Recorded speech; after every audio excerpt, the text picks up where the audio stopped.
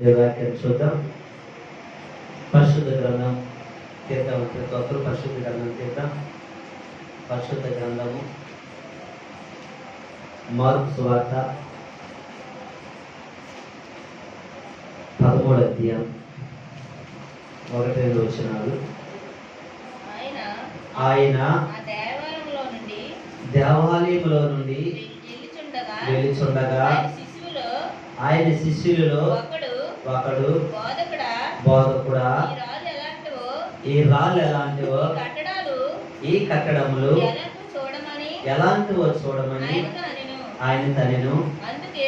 అందుకు యేసు, ఈ గొప్ప కట్టడములు చూచుచున్నావే, రాతి మీద రాయ ఒకటైనను ఇక్కడ నిలిచి ఉండకుండా పడద్రోయబడినని అతనితో చెప్పాను. దేవునికి స్తోత్రాలు చెల్లిద్దాం. అలాగే తల ఉంచుకున్నట్టయితే ప్రార్థన చేద్దాం. మహాపరిశుద్ధుడా, ప్రేమగల తండ్రి, కృపగల మా దేవ, చదవడి లేఖన భాగాలను దీవించండి, ఆశీర్వదించండి. నీ ఆత్మచేతనం నింపండి, నీ ఆత్మచేతనం నింపండి. నాలోకి మీరండి, నాలో ఉండండి. వచ్చిన ప్రతి ఒక్కరితో నాలో ఉండి మీరు మాట్లాడి మీ ఘనమైన శ్రేష్టమైన జీవగల నామానికే ఘనత, మహిమ, ప్రభావములు పొందుకోమని యేసుక్రీస్తు పరిశుద్ధ నామాన్న అడిగి వేడుకుంటున్నాము తండ్రి. ఆమేన్. హల్లెలూయా, హల్లెలూయా. చదవబడి లేఖన భాగాన్ని మనం గమనించినట్లయితే ప్రభువైన యేసుక్రీస్తు వారు పరలోకం విడిచిపెట్టి భూలోకంలోకి వచ్చి 33.5 సంవత్సరాలు జీవించి 3.5 సంవత్సరాలు రాజ్య సువార్తను ఆయన ప్రకటించుకుంటూ అనేక ఆశ్చర్యమైన అద్భుతమైన కార్యాలు జరిగించుకుంటూ ఆయన వస్తూ ఉన్నాడు. అలాంటి క్రమంలోనే ప్రియులారా, అయితే ప్రభువైన యేసుక్రీస్తు వారు చిన్నప్పుడే 8వ రోజుని యెరూషలేములోకి వెళ్ళాడు. తర్వాత అనేక మార్లు ప్రతి సంవత్సరం కూడా యెరూషలేమునకు వారి తల్లిదండ్రులు వెళ్ళాడు. పెద్ద అయిన తర్వాత కూడా యెరూషలేముకి అనేక పర్యాయములు ఆయన అక్కడ దేవుని సువార్త బోధించాడు. దేవుని స్తోత్రాలు చెల్లిద్దాం. అయితే ఇక్కడ శిష్యులు ఏర్పరచబడిన తర్వాత, ఆయన వెంబడి శిష్యులు ఉన్న తర్వాత అనేక చోట్ల అద్భుతమైన ఆశ్చర్య కార్యాలు జరిగిస్తుండగా ఆ యొక్క మార్గాల గుండా, ఆ ప్రాంతాల గుండా బోధించుకుంటూ, స్వస్థతలు జరిగించుకుంటూ, సేనాదయములను మొదలుగొడుతూ, నీటిని ద్రాక్షరసను మారుస్తూ, 2 రొట్టెలు 5 చేపలు 5,000 మందికి పంచుతూ ఎన్నో అద్భుతమైన ఆశ్చర్య కార్యాలు జరిగించుకుంటూ ఆయన అలాగ వస్తూ ఉంటే దాంట్లో శిష్యులు కొంతమంది చెప్తున్న మాట ఏంటంటే, ఇప్పుడు మనం చదువుకున్న మాట, ఆయన దేవాలయంలో నుండి వెళ్ళుచుండగా ఆయన శిష్యులు ఒకడు, బోధకుడా, ఈ రాళ్ళు ఎలాంటివో, ఈ కట్టడములు ఎలాంటివో చూడమని ఆయనతో అనేను. అందుకు యేసు, ఈ గొప్ప కట్టడములను చూచున్నవే, రాతి మీద రాయ ఒకటైనను ఇక్కడ నిలిచి ఉండకుండా పడద్రోయబడినని అతనితో చెప్పారు. దేవునికి స్తోత్రాలు చెల్లిద్దాం. హల్లెలూయా. ఈ వాక్యాన్ని మనం చూడగలిగితే ప్రియులారా, ఆయన దేని గురించి మాట్లాడుతుందంటే అక్కడ దేవాలయం గురించి యేసుక్రీస్తు వారికి చెప్తున్నాడు. దేవుడు అనంత జ్ఞాని, అయిన వారి అంతరంగంలో ఎరిగినట్టు దేవుడు, జరిగేయి జరగబోయే సమస్తమును కూడా తెలిసినట్టు తత్వవేత్త ఆయన. అలాంటి దేవాది దేవుడితో శిష్యులు చెప్తున్నారు, ఈ కట్టడములు ఎలాంటివో చూడమని చెప్పి. దేవునికి స్తోత్రాలు చెల్లిద్దాం. అయితే ఈ రోజుల్లో ఏ విధంగా ఉందో ఆ రోజుల్లో కూడా అలాగే ఉంది. అంటే చెప్పేది ఏంటంటే, ఈ రోజుల్లో కూడా మనుషులు ఎలాగున్నారు, సరైన మంచి మందిరము లైటింగ్లు పెట్టి, దాన్ని డెకరేషన్లు పెట్టి, ఒక ఉన్నతమైన భవనాలుగా పాలరాయితో లేక పాలిసరాయితో టైల్స్తో రంగురంగులుగా కట్టి ఉన్నతమైన భవనంగా విచిత్రమైన రూపాలతో దాన్ని నిర్మించి మనుషులు ఆకర్షించే విధంగా ఆ మందిరాన్ని కట్టి ఏం చేస్తున్నారంటే అనేక మంది ప్రజలను ఆ మందిరానికి ఆకర్షించుకుంటూ ఉన్నారు. హల్లెలూయా. అవునంటారు కాదంటారా? ఆకర్షించుకుంటూ ఉన్నారు. అంటే ఈ దినాలు అలాగా ఆకర్షించుకుంటున్నారు. ఆ దినాల్లో కూడా యెరూషలేములో ఆ మందిరాన్ని కూడా, ఆ కట్టడం ఎలాంటిదని చెప్పి వాళ్ళు కూడా ఆ మందిరాన్ని చూసి ఆశ్చర్యపడ్డారు. దేవునికి స్తోత్రాలు చెల్లిద్దాం. అయితే అప్పుడు కూడా ప్రభువు చెప్తాడు, ఈ మందిరంలో ఒక రాయి కూడా ఇక్కడ నిలవదని చెప్తున్నాడు. దేనికి స్తోత్రాలు చెల్లిద్దాం. కట్టడాలు ఎలాంటివో చూడమంటే అంటే అద్భుతమైన కట్టడం అది. ఇంచుమించు 70 సంవత్సరాలు కట్టారు. ఎంతమంది కట్టారంటే ఫస్ట్ ఏమో ఎజ్రా ద్వారా ఇల్లు కట్టారు, నెహెమీ ద్వారా ఇల్లు కట్టారు, తర్వాత జెరుబ్బాబెలు ద్వారా 3 విధాలుగా 70 సంవత్సరాలు కట్టారు మందిరం. అది రెండో మందిరం. అది ఏ మందిరం? యేసుక్రీస్తు వచ్చేసరికి అది రెండో మందిరం. అయితే ఒక కాలం వస్తుంది, ఏమంటే పడదలై పడుతుంది, తిరగే పడుతుంది, రాయి మీద రాయి కూడా ఉండదని చెప్పి ప్రభు చెప్తూ ఉన్నాడు. అయితే ఈ రోజులు ఈ మాట మనం జ్ఞాపకం చేసుకోవచ్చు. ఎందుకు ఈ ఉపవాస ప్రార్థనలు అంటే ప్రియులారా, ఈ రోజుల్లో కూడా అనేకమైన విచిత్రమైన భవనాలు, మందిరాలు అనేక విధాలుగా ఏం చేస్తారు? ధర్మం కలిగిన వారు, ధనవంతులు, ఐశ్వర్యవంతులు, డబ్బులున్నట్టు వారు విచిత్రమైన భవనాలు కట్టి జనాలు ఆకర్షిస్తూ ఉన్నారు. ఏం చేస్తున్నారండి? ఆకర్షిస్తున్నారు. మందిరాన్ని సహకరించడానికి మందిరానికి వెళ్తున్నారు. ఆ మందిరంలో ఏముంటుంది? చల్లటి ఏసీ, లేదు వాళ్ళు ఆకర్షించడానికి సీలింగ్ లో, వాళ్ళు ఆకర్షించడానికి పాలిసిరాయిలు అన్ని వాళ్ళు చూసి ఏమైపోతున్నారంటే దేవుని వాక్యాన్ని, దేవుని ఉన్న ఆత్మను పొందుకోలేకపోతున్నారు.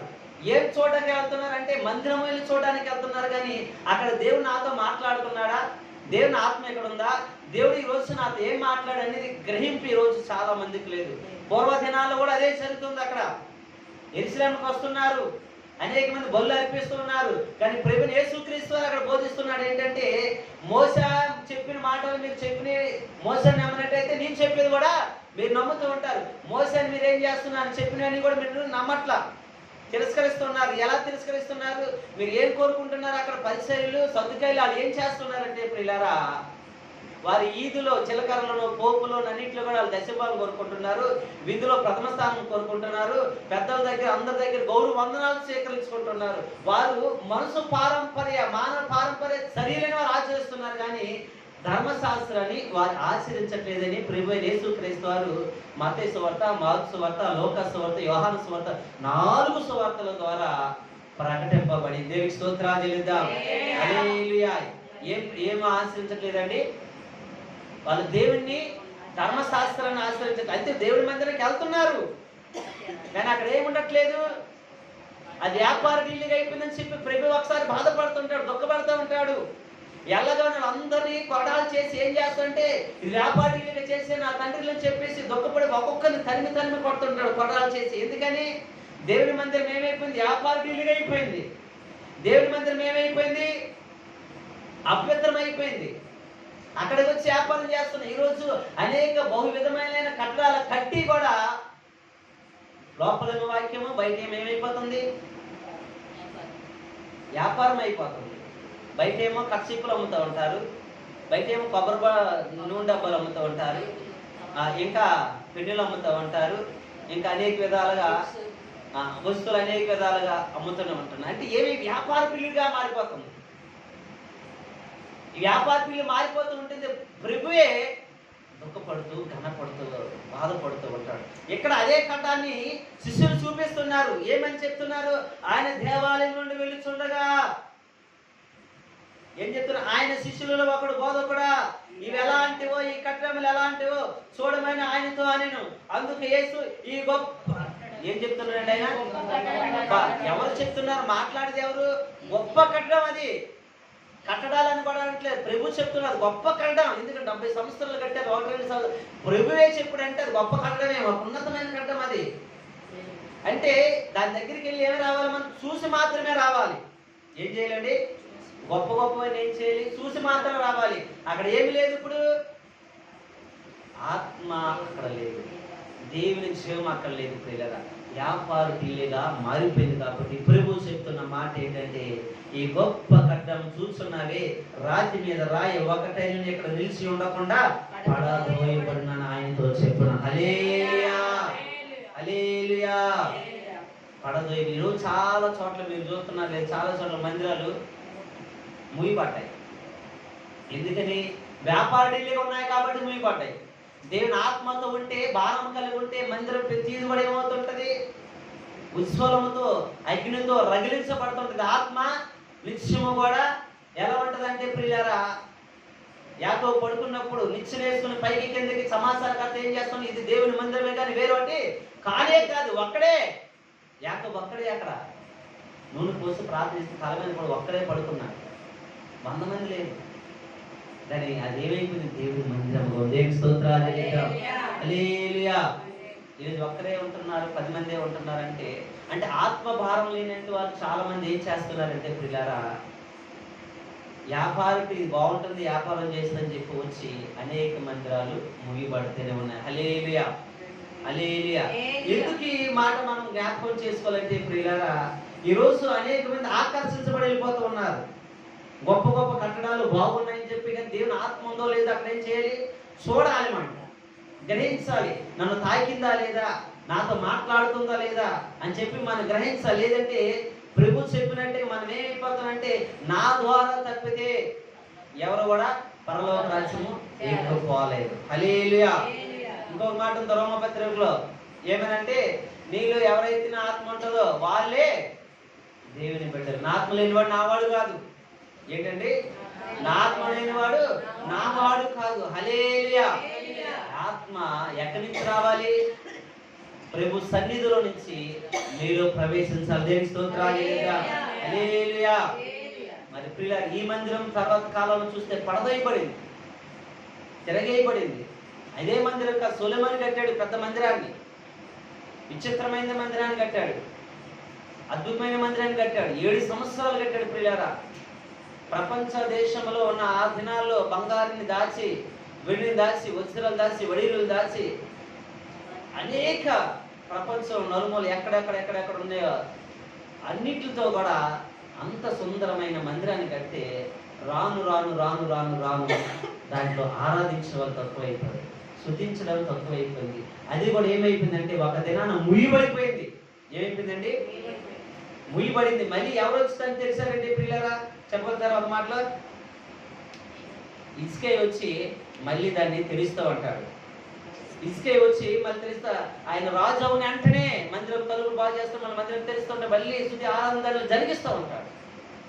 తర్వాత ప్రియులారా, ఇసుకే తర్వాత అహాజు తర్వాత సిక్కియా కాలంలో ఏమైతుందంటే మందిరము కోల్చబడింది, అగ్ని చేత కాల్చబడింది. ఏమైందండి?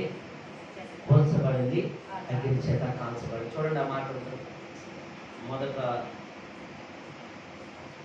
రాజుల గ్రంథము 25:9 వచ్చింది.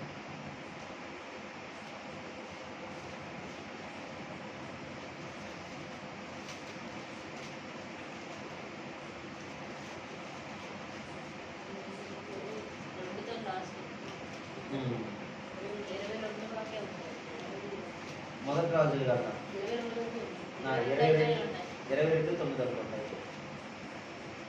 అప్పుడు ఇశ్రాయేలు రాజు తన పరివారములో ఒకరిని పిలిచి, ఇమ్లా కుమారుడైన మీకాయను. రెండో రాజులమ్మ, రెండో రాజులు కదా, రెండో రాజులు 9. యెహోవా మందిరమును రాజనగరును యెరూషలేమునందున్న ఇండ్లన్నిటిని గొప్పవారి ఇండ్లన్నిటిని అగ్ని చేత కాల్పించెను. మరియు రాజదేహ సంరక్షకుల అధిపతి యొద్దనున్న కల్దీయుల సైనికులందరూ. చాలు ప్రియులారా, ఆ కింద ఉంటది, నేను చెప్పేస్తాను చూడండి. గొప్పవారి ఇండ్లన్నిటిలో అగ్ని చేత కాల్చేయబడ్డాయి.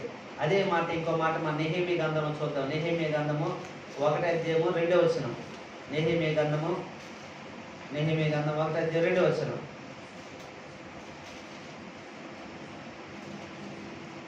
పేజీ నెంబరు 400 పేజీ అండి. చదవండి. 1:2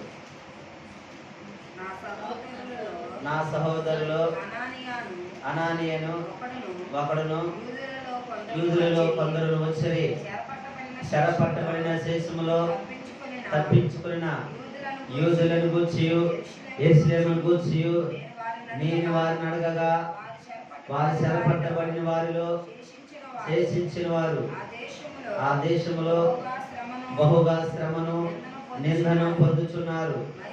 మరియు యెరూషలేము యొక్క ప్రాకారములు పడద్రోయబడినది, దాని గుమ్మములను అగ్ని చేత. దేవునికి స్తోత్రాలు చెల్లిద్దాం. అంటే ఆ మందిరం కూడా అయిపోయింది, కోల్చబడింది, కాల్చబడింది. కాల్చితే ఏమి ఉంటుందండి? బూడిదేని వీకాడు. రాళ్ళు కాబట్టి రాళ్ళు పడదోయి పడ్డాయి. చెక్కలు, కర్ర, దానికి విస్తారమైన దేవదారు కర్ర వాడారు. ఇంచుమించు కొట్టేవాళ్ళు 70,000 మంది, మోసేవాళ్ళు 70,000 మంది. సొలొమోను మందిరం కట్టినప్పుడు కొట్టేవాళ్ళు ఎంతమంది? 70,000 మంది, మోసేవాళ్ళు 70,000 మంది. దాని అధికారులు ఇంచుమించు 30,000 మంది వరకు ఉన్నారు. అంటే ఎంతమంది పని చేశారు చూడండి ఆ మందిరం కర్ర తీసుకురావడానికి. అయినప్పటికీ కూడా ఆ మందిరం కూడా అయిపోయింది, పోల్చబడింది, కాల్చబడింది. ఆ మందిరం ఇంచుమించు 7 సంవత్సరాలు కట్టారు. 7 సంవత్సరాలు కట్టారు. కొన్ని వేల మంది కట్టారు. మందిరం అంతా కూడా బంగారు కోతతో నింపబడింది. నేను ఒక దినాన్న సిద్కియా కాలంలో ఆ మందిరం కూడా పడదైపోయింది. అందుకే ప్రభు యేసుక్రీస్తు వారు చెప్తున్న మాట ఏంటంటే ప్రియులారా, యోహాను సువార్తలోకి వెళ్ళిపోదాము. యోహాను సువార్త 2వ అధ్యాయం 19వ వచనం. యోహాను సువార్త 2వ అధ్యాయం 19వ వచనం. యేసు ఈ దేవాలయం పడగొట్టి చాలు ఏంటండి, యేసు ఈ దేవాలయం పడగొట్టి 3 దినాలలో లేపుతాను. దేవుని స్తోత్రాలు చెల్లిద్దాం. హల్లెలూయా. దేవాది దేవుడు ఈ లోకములో ఏ మందిరాలు కట్టడానికి దేవుడు వచ్చాడంటే ప్రియులారా, లోకంలో రాళ్ళన్నీ పే చేసి ఉన్నతమైన భవనాలు కట్టి ఆ మందిరం సరిపరచబడాలని దేవుడు రాలా. ఈ మందిరాలు ఏమైపోతాయంటే ఒక దినాన్న పడతా ఉంటాయి, కూలగొట్టబడతా ఉంటాయి, కాల్చబడతా ఉంటాయి, తృణీకరించబడతా ఉంటాయి. ఇంకొక చోట ఉంటుంది తుత్తి నీళ్ళుగా చేయబడినట్టు ఉంటుంది. రాజుల గ్రంథంలో ఉంటుంది. అవేమి మందిరం తుత్తి నీళ్ళుగా అంటే చంద్రబంధంగా అంటే అలా పడవేయబడింది అనమాట, అలాగా కొట్టవేయబడింది. అంటే ప్రభు ఇక్కడ ఏం చెప్తున్నాడంటే ఈ మందిరాన్ని పడగొట్టడి 3 దినాలలో లేపుతాను. హల్లెలూయా, హల్లెలూయా. ఇక్కడ ఏ మందిరం గురించి చెప్తున్నాడు? యెరూషలేము మందిరం గురించి చెప్తున్నాడు ప్రభు. మొదటగా ఏం చెప్తున్నా, మందిరంలో ఒక రాయి మీద రాయ ఉండదు అని చెప్తున్నాడు. అయితే 2వ మందిరం రాయి మీద రాయి ఉండలేదు. మొదటి మందిరం చూస్తే మొదటి మందిరం కూడా కాల్చబడింది, తిరగేయబడింది, పోల్చబడింది. ఇక్కడికి వచ్చేసరికి ప్రభు ఏ మందిరం గురించి చెప్తున్నాడు అంటే ప్రియులారా, ఆయన ఈ మందిరాన్ని మీరు పడగొట్టండి 3 దినాలలో. హల్లెలూయా, హల్లెలూయా అని చెప్పే మందిరం ఏ మందిరం అంటే మన హృదయం అనే మందిరం. ఏ మందిరం చెప్తున్నాడండి? మన హృదయం అనే మందిరం. కిందే ఉంటుంది యోహాను సువార్త 3వ అధ్యాయం 2వ అధ్యాయంలోనే చదవండి. 19-20 వచనం 21 చదవండి. అయితే ఆయన తన శరీరమును దేవాలయములో కూర్చి ఈ మాట చెప్పెను. ఆయన మృతుల్లో నుండి లేచిన తరువాత ఆయన ఈ మాట చెప్పెనని ఆయన శిష్యులు జ్ఞాపకము చేసుకొని లేఖనమును యేసు చెప్పిన మాటను నమ్మిరి. దేవుని స్తోత్రాలు చెల్లిద్దాం. హల్లెలూయా, హల్లెలూయా. నేను చదువుతాను చూడండి. యేసు ఈ దేవాలయమును పడగొట్టి 3 దినాల్లో దానిని లేపుదునని వారితో చెప్పెను. యూదులు ఈ దేవాలయము 46 సంవత్సరములు కట్టిరే, నేను 3 దినాల్లో దాన్ని లేపుదు అనేది. అయితే ఆయన తన శరీరమును దేవాలయమును గూర్చి ఈ మాట చెప్పును. దేవుని స్తోత్రాలు హల్లెలూయా. ఈ మాట గురించి శరీరమైన దేవాలయం గురించి, మన శరీరమైన దేవాలయం గురించి. ఈ మందిరం ఏమైపోతుందంటే ఒక్కోసారి జ్వరంతో కూలబడిపోతూ ఉంటుంది, అనారోగ్యంతో కూలబడిపోతూ ఉంటుంది, వ్యాధితో కూలబడిపోతుంది, తెగులతో కూలబడిపోతూ ఉంటుంది. కానీ ప్రభు చెప్తున్న మాట, ఈ మందిరాన్ని పడగొట్టి నేను 3 దినాల్లో లేపుతాను.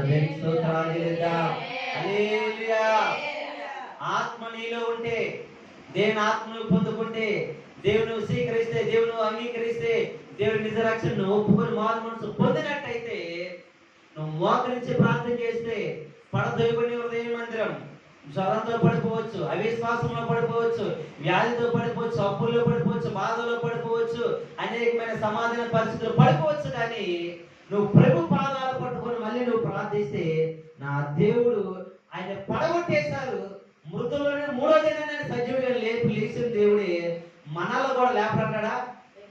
దేవుని స్తోత్రాలు తెలియజేయండి. హల్లెలూయా.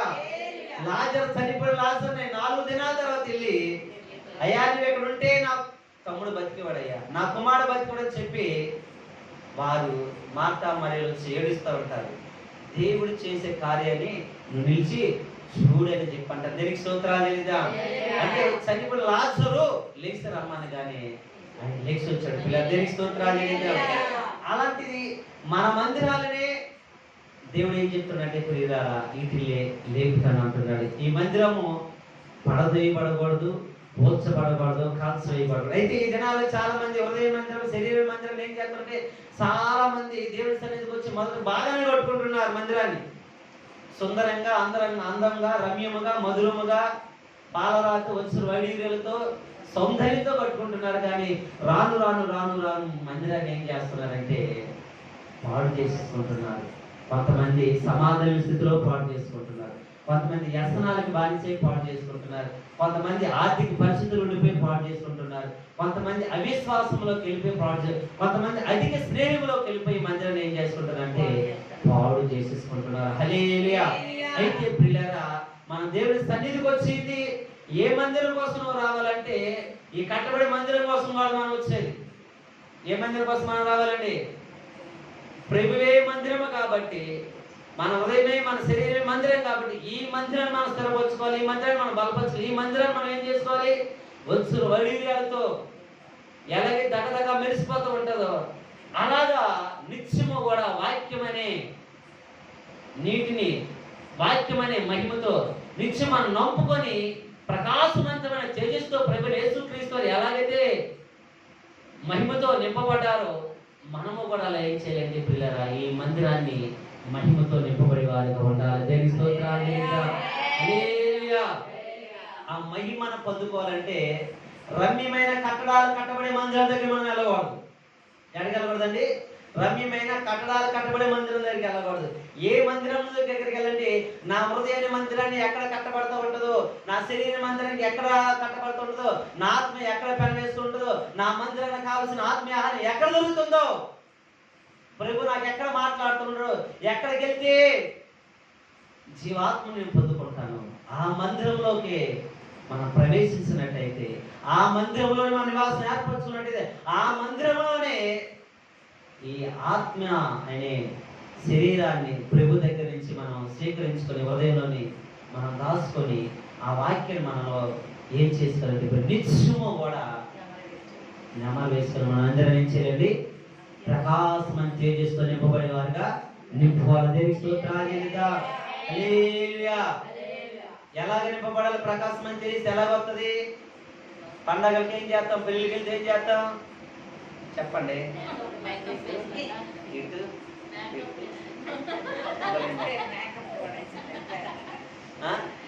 రాసేస్తా ఉంటాం. ఇది కాదు, ఈ ప్రకాశం తేజస్తో మనం నింపబడదు.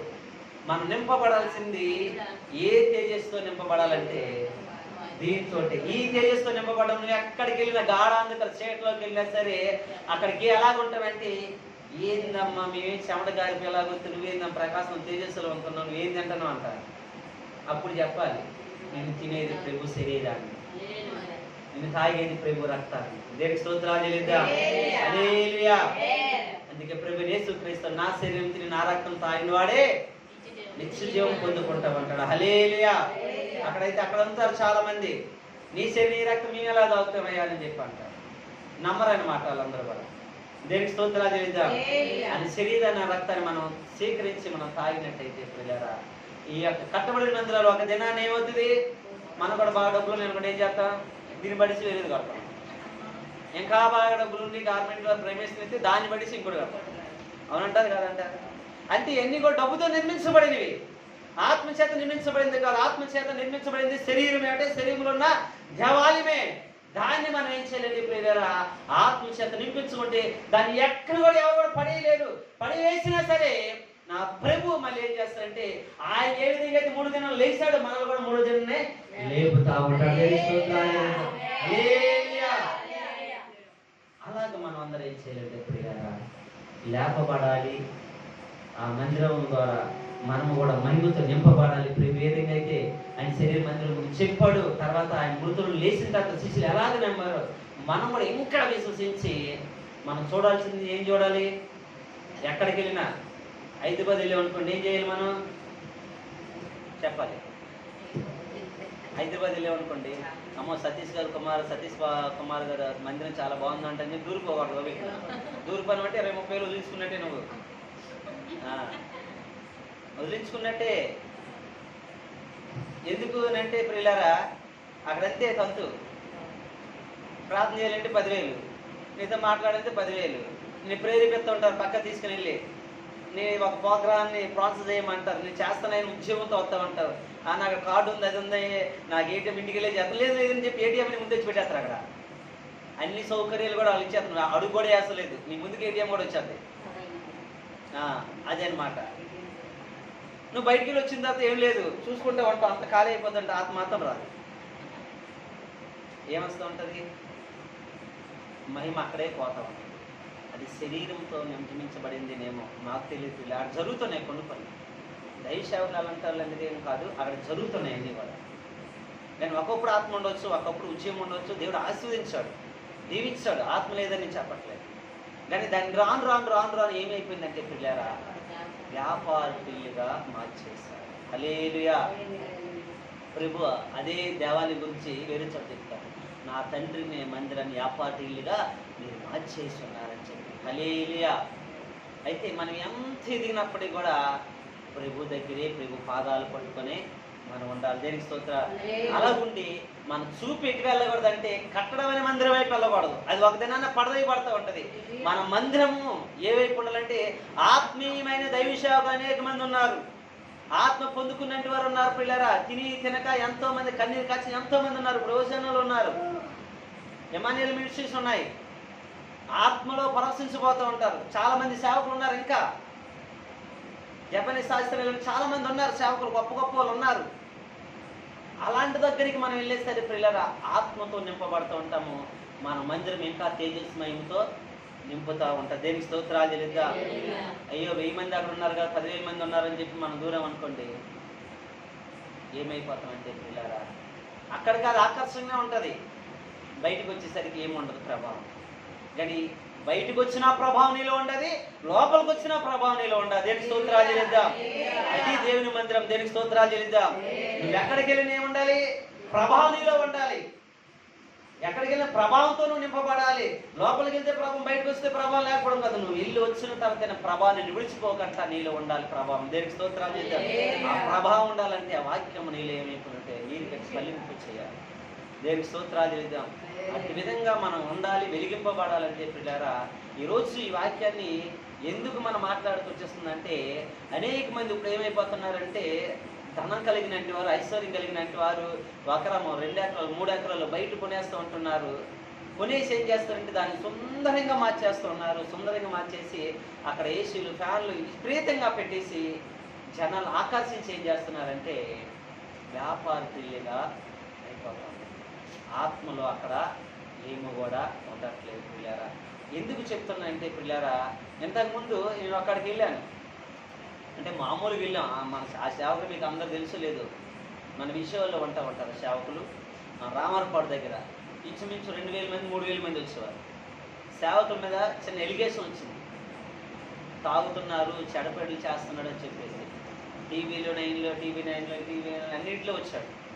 తర్వాత ఆయన వేరు వేరు దేశస్తు సేవకు తీసుకొచ్చి బోధించారు. బోధించినప్పుడు కూడా తర్వాత రాను రాను ఉద్యమంలోకి మళ్ళీ వచ్చింది. అక్కడ మందిరాన్ని లేదు, మందిరాన్ని తీసేయాలనేటప్పుడు అనేక మంది ప్రేరేపించి చేసి ఏం చేశారంటే, ఒక్కొక్కరి దగ్గర 2,000, 3,000, 4,000 మందిరం మనం కట్టాలి, శుభ్రం కట్టాలి, ఇక్కడ మన స్థలం లేదని చెప్పి ఇంచుమించు 2,000 మంది 3,000 మంది వస్తే వాళ్ళందరి దగ్గర ధనాన్ని బాగా వసూలు చేశారు. వసూలు చేసి మందిరం కడదాం అనుకున్నారు. కానీ ఇంచుమించు ఇప్పటికీ 5 సంవత్సరాలు అవుతుంది మందిరం అక్కడ అట్లా. వాళ్ళ దగ్గర ఒక్కొక్కరి దగ్గర ఇంచుమించు 1 లక్షలు తీసుకున్నారు, 2 లక్షలు తీసుకున్నారు, 3 లక్షలు కట్టారు. మందిరం కట్టలేదు, ఎక్కడేం చూపిలా. అక్కడి నుంచి వేరే చోటకి అది ఖాళీ చేసి వెళ్ళిపోమంటే వేరే ఖాళీ స్థలంలోకి వెళ్ళిపోయారు పిల్లారా. అది చాలా ఇరుకైపోయింది. ఇప్పుడు ఏం చేశారంటే ఇంకో కొత్త సేవలు రాజమండ్రి మన విజయవాడ వచ్చేసారు. ఆయన వేరే చోట 2 ఎకరాలు కొనేసి మందిరం కట్టబోయేసరికి వెళ్ళిపోయారంటే ఎక్కడి నుండి అక్కడికి వెళ్ళిపోయారు. అక్కడ మళ్ళీ ఆయన ఏం చేశారంటే, ఇంత గొప్ప మందిరము నేను కట్టాను కాబట్టి ఇంచుమించు నాకు ఇన్ని కోట్లు ఖర్చు అవుతుంది, మీరేం చేస్తారు? ఇప్పుడు ఏం చేస్తారు? తల ఒక చేస్తే బాగుందని చెప్పి ఆయన ఇంచుమించు పిల్లారు. మళ్ళీ కూడా దాన్ని అనేక మంది చేతులు వేసారు. అది కూడా టకటకటకటగా ఆయన బాప్తీసం వాళ్ళు ఒకరు లేరు, రక్షణ పొందిన వాళ్ళు ఒకరు లేరు. వాళ్ళందరూ కూడా రక్షణ పొందిందేగా బాప్తీసం పొందుకుని అక్కడ కూడా వెళ్ళి ఏమైపోయారంటే ఇక్కడ కాక అక్కడ కాక, ఇక్కడ కాక అక్కడ కాక అదో మహిమలో ఉన్నారు పిల్లలు. అంటే మనం ఏం వెళ్ళకూడదు, ఏం చూడకూడదు, మాటలు మీకు ఎందుకు కట్టబడే మందిరాలు మనం చూడకూడదు. ఆత్మీయమైన దేవుని యొక్క మందిరమే మనం చూడాలి, దేవునే మనం చూడాలి. దేనికి స్తోత్రాలు చెల్లిద్దాం. ఎవరిని చూడాలి మనం అండి? ప్రభునే మనం చూడాలి. మందిరం చూసి వెళ్ళి మోసపోకండి. ఎందుకు చెప్తాను మాటలు అంటే, ఏమో దేవుడు ఈరోజు మాట్లాడించాను నా చేత. మన మందిరాలు చూసి మోసపోకూడదు. ఆత్మ ఆత్మ ఆత్మ గురుగుడిసా లేదా రేకిలిలా డాబా లేదా ఉన్నతమైనదైనా మనం చూడాల్సింది ఆత్మ ఆత్మ ఆత్మ. దేవుని స్తోత్రాలు చెల్లిద్దాం. ఆత్మను మాత్రమే మనం చూడాలి. ప్రభు ఆత్మ మనకు వస్తుందా లేదా, మనం తాకుతుందా లేదా, దేవుడు నాతో మాట్లాడుతున్నా లేదా, ఆత్మీయ చేతులను పట్టుకుంటాను లేదని చెప్పి మాట్లాడి. ఇంకొక విషయం కూడా మీకు చెప్తూ ఉంటాను. అదే మందిరంలో పాటలు పాడే వాళ్ళకి జీతాలు ఉంటాయి. నాకు తెలియదు, మొన్న తెలిసింది, అందుకే మీరు పంచుకుంటాం. నాకు తెలియదు, నెలవారీ జీతాలు అంట వాళ్ళకి. ఆయన సినిమా హీరోలా వస్తూ ఉంటాడు. ఆయన గుమ్మం దగ్గర రాగానే కోటేస్తారు ఇద్దరు. ఆ గుమ్మం దాకా కోటేస్తారు. కోట్ అప్పుడు దాకా వైట్ షర్ట్ ప్యాంట్ ఉంటుంది. అక్కడ రాగానే కోటు తోడుతూ ఉంటారు. నేను కళ్ళతో చూశాను దాన్ని. సేవకులు కళ్ళతో చూసి మీతో మాట్లాడుతున్నాను, చూడకుండా మాట్లాడుతున్నాను. వాక్యం అయిపోగానే అక్కడికి వస్తూ ఉంటారు, ఆరాధన వాళ్ళు చేస్తుంటారు. ఆరాధన అయిపోగానే మళ్ళీ ఆయన బయటికి వెళ్ళగానే ఆయన ఆరాధన వచ్చి వాక్యం చెప్తున్నప్పుడు ఎప్పుడో ఇలా అంటారు, వెనక మంది ఇద్దరు కోట్ లాగేస్తారు. అంటే ఏమైపోతున్నది ఇప్పుడు? ఆత్మ ఉంటుంది అంటారా? ఉంటుందంటారా? అందుకే ఆ మందిరాలు చూసి మనం వెళ్ళకూడదు. ఈ కట్టడాలు చూసి పోయి సతీశ్వరి బాగా కట్టేసారు, పోయి ఎక్కడ కట్టేశారని చెప్పి దీన్ని చూసి వెళ్ళకూడదు. ఏం చూడాలి? వాక్యాన్ని చూడాలి. వాక్యాన్ని మనం చూడాలి. దేనికి స్తోత్రాలు చెల్లించాలి. మనం ఎక్కడికి వెళ్ళినా మీకు మీ పిల్లలు చెప్పండి.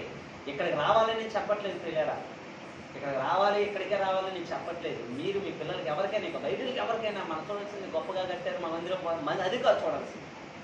వాక్యాన్ని చూడాలి, ఆత్మను మనం చూడాలి. హల్లెలూయా హల్లెలూయా. ఈరోజు ఏమైపోతుందంటే పిల్లారా, కట్టబడే మందిరాన్ని చూస్తున్నారు కానీ ఆత్మ నడిపింపు ఉందా లేదా, ఆత్మలో ఉన్నాడా లేదా, దేవసేవకుడు ఎలా ఉన్నాడో సాక్ష్యాన్ని కూడా మనం చూడాలి. దేవుని స్తోత్రాలు ఇద్దాం. పక్కనున్న కోరింట్లో మనం చూస్తే ఆత్మతో కట్టబడింది యేసన్న గారి మందిరము, ఆత్మతో నిర్మించబడింది యేసన్న గారి మందిరం. కాబట్టి అది ప్రజ్వలించబడిపోయింది, దీవించబడింది, ఆశీర్వదించబడింది. అనేక మందిరాలు ఏర్పరచబడ్డాయి. దేవుని స్తోత్రాలు చెల్లిద్దాం. ఇప్పుడు అలాగే మనం చూడాలి కానీ ఈ గోడలు కట్టబడింది మనం చూడాలి. ఎందుకంటే ప్రభు చెప్తున్నది, ఆ కట్టబడినా నువ్వు ఆ కట్టడలే చూస్తున్నావు కానీ ఒక దినాన్న రాయి మీద రాయి ఉండకుండా పడదోయబడుతుంది. హల్లెలూయా. రాయి మీద రాయి ఉంటే పడబోదోయితే ఎక్కడికి వెళ్ళిపోతారు? అందరూ చల్లా చెదరైపోతాం. అది ఆత్మలో ఉంటే అరణ్యంలోకి వెళ్ళి ఆయన వెంబడి వెళ్తూ ఉంటారు.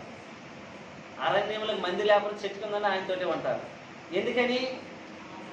ఆత్మ ఆయనతో ఉంది కాబట్టి. దేవుని స్తోత్రాలు చెల్లిద్దాం. ఆ అరణ్యంలో చెట్టు కింద వెళ్ళేసరికి ప్రియులారా, ఇశ్రాయేలు ప్రజలకు ఏం కలిగింది? అక్కడ పగల మేఘస్తంభం, రాత్రి అగ్నిస్తంభంగా అక్కడ ఉన్నది. ఆడ ఆత్మ నడిపింపుంది కాబట్టి మందిరంలో గుడాడలు లేవు, కానీ నడిపించాడు. ఎందుకంటే ఆయన పగల మేఘస్తంభం, రాత్రి అగ్నిస్తంభంగా ఉన్నాడు కాబట్టి. దాన్ని మనం చూడాలి ప్రియులారా. అప్పుడు నువ్వు ఎక్కడికి వెళ్ళినా సరే, ఏ ఎండలో కూర్చొని నీ ఊళ్ళో అలసిపోదు, నువ్వు నీరసం రాదు, బతకం రాదు. ఎందుకంటే ఆత్మలో నువ్వు పరవశించబోతావు కాబట్టి. ఆత్మను మనం నింపాలి, ఆత్మతో పరవశించబడాలి. ఈ కట్టడాన్ని మందిరానికి మనం చూడకంట. ప్రభు ఏ మందిరం కోసం అయితే చూస్తున్నాడు, దేనికోసమైతే చెప్పినాడో ఆ శరీరం మందిరాన్ని మనం ఏం చేయాలంటే పిల్లరా, తేజోమయమైన మందిరం చేత మనం నింపబడాలి. హల్లెలూయా. అలా నింపబడితే ప్రభు ఏం చేస్తాడు? నీలోకి వచ్చేసి ఇంట్లోకి వచ్చేస్తాడు. ఏకంగా నువ్వు ఎక్కడికి వెళ్తే అక్కడికి వచ్చేస్తూ ఉంటాడు. నువ్వు ఎక్కడుంటే అక్కడ నేను స్తుతిస్తూ కనపరుస్తుంటే నేను ఇంకా ఏం చేస్తాను? మహిమతో నింపబడుతూ ఉంటావు. దేవుని స్తోత్రాలు చెల్లిద్దాం. ఈ తీసుకెళ్ళాలి, ఎక్కడికి వెళ్తా అక్కడికి. ఇది బాగా గట్టేనంటే అని చెప్పేసి పెద్ద లారీ తీసుకొచ్చి దీన్ని తీసుకెళ్ళగలుగుతామా? అదే హృదయ మందిరాన్ని మనం కట్టుకుంటే, తేజో మహిమతో కట్టుకుంటే ఎక్కడికి వెళ్ళు అపజయమే రాదు. దావీదు ఎన్నో ప్రయాణాలు చేశాడు, ఎక్కడికి వెళ్ళినా సరే ఏం రాలేదానికి? అపజయం రాలా. ఎంతమంది ఉన్నారు గొలియాతు దగ్గర? కొన్ని లక్షల మంది ఉన్నారు. ఏలాలోయలు అటువైపు ఉన్నారు, ఇదేమి ఇటువైపు ఉన్నారు. ఏలాలోయలు అక్కడేం కొన్ని లక్షల మంది ఉంటేనేమో ఆ దాంట్లో ఎవరైనా వెళ్తారా? ఇస్రాయల్ ప్రజలు ఎవరైనా రాజు ఏం సోలు అక్కడ ఎవరైనా వస్తారా? ఎవరైనా వెళ్తారా?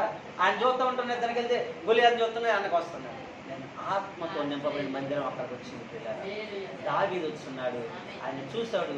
సైన్యములకు అధిపతి ఈ గొలియాతు సున్నతి లేనటువంటి వాడు, ఆయన తిరస్కరించడం అని చెప్పేసి ధైర్యం కలిగి ఉన్నాడు. కాబట్టి ఆయన ఏం ఉపయోగించలేదు, ఈటిని కానీ కత్తిని కానీ ఏం ఉపయోగించలేదు ఆయుధాలు.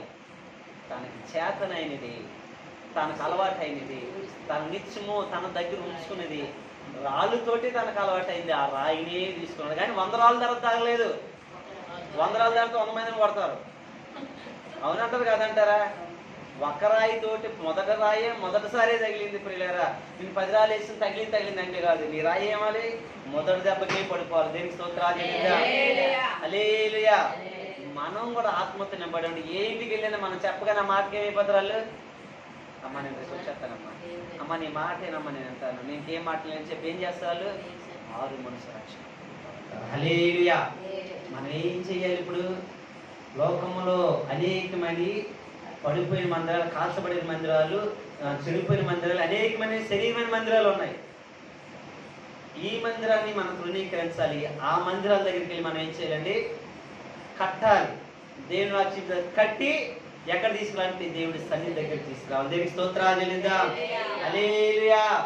ప్రభువు లేచాడు, ఆయన లేచి ఆయన శరీర మందిరాన్ని కట్టుకున్నాడు. కట్టుకున్న తర్వాత మళ్ళీ శిష్యుల దగ్గరికి వచ్చి 40 దినాలు ప్రకటించాడు. అనేక మంది కనబడ్డాడు. కనబడి ఆదరణకర్త మీ మధ్యలో పంపిస్తుందని చెప్పి ఆయన వెళ్ళిపోయాడు. దేవునికి స్తోత్రాలు చెల్లిద్దాం. ఆదరణకర్త మనకు తోడుకున్నాడు, ఆ పరిశుద్ధాత్మ దేవుడు. కాబట్టి మనం ఏం చేయాలంటే పిల్లారా, అనేకమైన హృదయమైన మందిరాలు, శరీర మందిరాలు పడిపోయి ఉన్నాయి, తోలపడ్డాయి. అనేకమైన సమాధానం లేకుండా ఉన్నాయి, కృంగు పని ఉన్నాయి. వాటిని మనం ఏం చేయాలి? ఈరోజు కట్టాలి. మనమే కట్టాలి పిల్లారా. మన పెన్ రాదు. ఏ పెన్ రాదు? తాయి పని మనకు ఎలాగరాదు, రాళ్ళు మోడి మనకు రాదు, బైబిల్ చదవడం మనకు వచ్చు, ప్రార్థన చేయడం మనకు వచ్చు, అవునంటారు కాదంటారా? మాట్లాడడం కూడా మనకు వచ్చు. కానీ మనకి ఇచ్చింది ఏంటంటే పిల్లారా, ఆయన ఆత్మ మనకి ఇచ్చాడు. కాబట్టి మనం కట్టాల్సింది ఏ మందిరాలు? కృష్ణాది ఖాళీగా ఉందండి, అక్కడ వెళ్ళి 2 మందిరాలు కట్టేస్తామండి, మీకు ఎందుకని చెప్పి కట్టి అక్కడ తీసుకొచ్చాను ఎందుకంటే చెప్తాను. శరీరమైన మందిరాలే మనం పట్టుదుము గాక. అటు ఆత్మదేవుడు మనకు అనుగ్రహించును గాక. అటు ఆత్మ నడిపింపు మనం దయచేయను గాక. దేవదూత రూపము ఎవరైతే కలిగాడో స్తెఫన, ఆ జ్ఞానాన్ని, ఆ రూపాన్ని మనకు అనుగ్రహించును గాక. ఆయన మహిమతో మనం నింపును గాక. హల్లెలూయా. హల్లెలూయా. దావీదు ఒక్క దెబ్బతో ప్రియులారా, దావీదుకి ఏమైపోయింది? వేవేలు కొద్ది స్తుతులు చెల్లించారు. సౌలుకేమో 100లో స్తుతులు చెల్లించారా? వెంటనే ఆయన ఏమైపోయాడంటే, రాజు నేను ఇక్కడ ఉన్నాను, నాకేమో 100, ఆయనకే 1000 కొద్దా. వెంటనే అప్పుడు బట్టి ఏమైపోయాడు? రాజ్యాధికారిని ఇచ్చి రాజునిస్తే పరిపాలించదు, రాజ్యాన్ని మర్చిపోయాడు. ఇంకా 1000 లక్షల మందిని పరిపాలిస్తే వాళ్ళు మర్చిపోయాడు. ఒక్క వెనకాల తిరుగుతున్నాడు. ఇప్పుడు దావీదు వెనకాల తిరుగుతాడు. అప్పుడు బట్టి స్టార్ట్ అయింది. రాజు ఎన్నుకుని అన్ని చేశాడు. ప్రభను నేను ఎక్కడో గాడిదలు కాసుకునేవాడిని, ఎక్కడో చచ్చిపోయిన వాడిని, ఆ గాడిద కాసుకుని ఏ మృగం వచ్చితే నన్ను తినేసిన పోయి చచ్చిపోతూ ఉంటాను కదా, ప్రభు నీ చిత్తం అయితే నేను వెళ్తున్నానని చెప్పి ఏం చేయాలి? యుద్ధానికి వెళ్ళాలి. చచ్చిపోతే నీ మహిమలోనే ఉంటాను ప్రభు అని చెప్పి యుద్ధానికి వెళ్ళి పోరాడాలి. కానీ ఆయన గదిలో బైబిల్ ఉంటుంది. ఆయన గదిలో ఉండి ఎవరిని వెళ్ళేవారు ఎవరు ఉంటారేమో మీరేం కనుక్కోండి అని చెప్పి లోపలే ఉన్నాడు. ఆయన లోపలే ఉన్నాడు. కానీ ఎప్పుడైతే జయం వచ్చిందో రాజ్యాన్ని అంతా మర్చిపోయాడు. ఒక్కడి కోసమే. ఎందుకంటే ఆయనకి అన్ని స్థుతులు ఎందుకు వచ్చాయి, అన్ని ఆలోచనలు ఆయన కనపరచడం ఏంటని చెప్పేసి ఆయన ఏం పడ్డాడంటే పిల్లారా, వ్యసన పడ్డాడు. మనం ఈరోజు అలా కాదు పిల్లారా, నువ్వు దావీదు వలె ఉండాలి. మీరు అందరూ కూడా దేవుని స్తోత్రాలు. దావీదు ఆత్మ పొందుకొని అనేక మంది మిమ్మల్ని ఏం చేయాలి? కూర్చాడాలి, స్తుతించాలి, గణపరచబడాలి. ఈరోజు విజయ్ గారు అమ్మ, పద్మ గారు అమ్మ, రాణి అమ్మ, లేదంటే లేదంటే కీర్తన ఏంటి, ప్రాంతి శైలి ప్రవళిక, కృప గారు ఏంటని చెప్పి మిమ్మల్ని అందరూ ఏం చేయాలి? నీ దారి తెలుస్తుంటే నాకు ఒక మాట చెప్పవా, నన్ను గెలవా, మీరు దేవుడి చేత ఆశీర్వదించబడాలని చెప్పి మేము అందరూ అనును గాక. అటు ఆత్మ దేవుడు మీకు అనుగ్రహించును గాక. హల్లెలూయా. ఎందుకంటే దావీదు నడిచేస్తుంటే దావీదు ఆత్మ పొందుకున్నాడు, దావీదు జయం వచ్చిందని చెప్పి అనుకున్నారు. మీరు కూడా దేవుడు అంటే ఆత్మ అందరికి కలగజేసి కొద్దిమంది దేవుడు దీవించి ఆశీర్వదించును గాక. అనేకమైన శరీరమునే ఆత్మ మందిరాలు మన అందరూ కడుదుము గాక. పడిపోయిన సమాధానం లేకంట కృంగిపోయిన బాధలో దుఃఖముల వ్యాధిలో తెగులు చేత ఉన్న గాయపడుతున్న ప్రతి మందిరము కట్టే ఆత్మ నడుపు మనకు అందరికి దేవుడు అనుగ్రహించును గాక. ఆయన ఆత్మ మనకిచ్చి ఆ గాయం నుంచి అనేకమైన స్వస్థలాన్ని చేసి ఆయన స్థిరమైన మందిరాలుగా దేవుడు అనుగ్రహించిన సన్నిధానానికి మనం అందరం తీసుకొద్దుము గాక. ఆయన నామానికి మహిమ కలుగును గాక. కొద్ది మన దేవుడు దీవించి ఆశీర్వదించును గాక. ప్రార్థించాలి, ప్రార్థించాలి.